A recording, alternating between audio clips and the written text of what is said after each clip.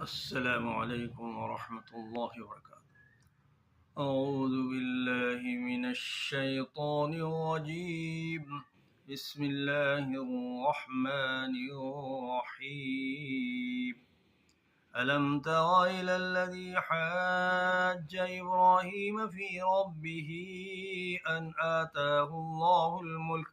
إذ قال إبراهيم ربي الذي يحيي ويميت قال أنا أحيي وأميت قال إبراهيم فإن الله يأتي بالشمس من المشرق فأت بها من المغرب فبهت الذي كفر والله لا يهدي القوم الظالمين أو كالذي مر على قرية وهي خاوية على عروشها قال أنى يحيي هذه الله بعد موتها فأماته الله 100 عام ثم بعثه قال كم لبثت قال لبثت يوما أو بعض يوم قال بل لبثت 100 عام فانظر إلى طعامك وشرابك لم يتسنه وانظر إلى حمارك ولنجعلك آية للناس وانظر إلى العظام كيف ننشزها ثم نكسوها لحما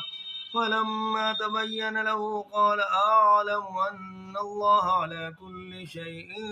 قدير وإذ قال إبراهيم رب أرني كيف تحيي الموتى قال أولم تؤمن قال بلى ولكن ليطمئن قلبي قال فخذ 4 من الطير فصرهن إليك ثم اجعل على كل جبل منهن جزءا ثم ادعهن يأتينك سعيا فاعلم أن الله عزيز حكيم مثل الذين ينفقون أموالهم في سبيل الله كمثل حبة أنبتت 7 سنابل في كل سنبلة 100 حبة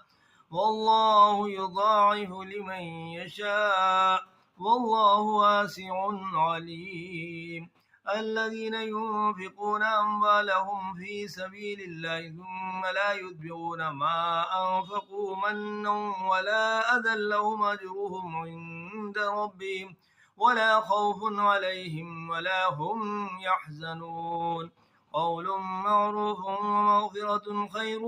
من صدقة يتبعها أذى والله غني حليم